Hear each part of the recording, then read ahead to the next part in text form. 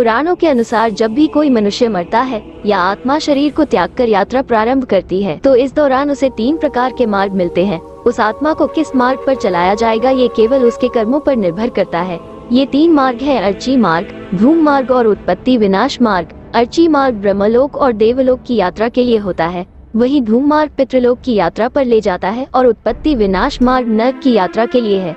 हालांकि सभी मार्ग से गई आत्माओं को कुछ काल भिन्न भिन्न लोक में रहने के बाद पुनः मृत्यु लोक में आना पड़ता है।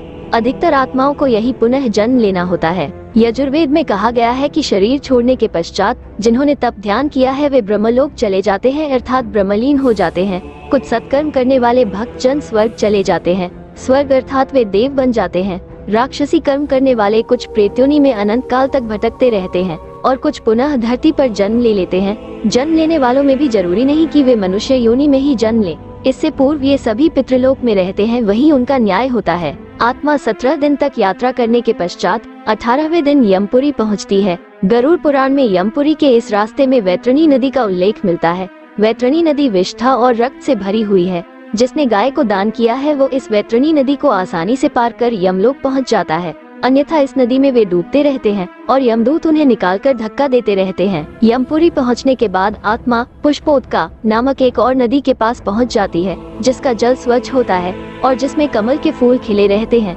इसी नदी के किनारे छायादार बड़ का एक वृक्ष है जहाँ आत्मा थोड़ी देर विश्राम करती है। यहीं पर उसे उसके पुत्रों या परिजनों द्वारा किए गए पिंड दान और तर्पण का भोजन मिलता है, जिससे उसमें पुनः शक्ति का संचार हो जाता है। यमलोक के 4 द्वार है। 4 मुख्य द्वारों में से दक्षिण के द्वार से पापियों का प्रवेश होता है। यम नियम का पालन नहीं करने वाले निश्चित ही इस द्वार में प्रवेश करके कम से कम 100 वर्षों तक कष्ट झेलते हैं। पश्चिम का द्वार ऐसे जीवों का प्रवेश होता है जिन्होंने दान पुण्य किया हो, धर्म की रक्षा की हो और तीर्थों में प्राण त्यागे हो। उत्तर के द्वार से वही आत्मा प्रवेश करती है जिसने जीवन में माता पिता की खूब सेवा की हो, हमेशा सत्य बोलता रहा हो और हमेशा मन वचन कर्म से अहिंसक हो।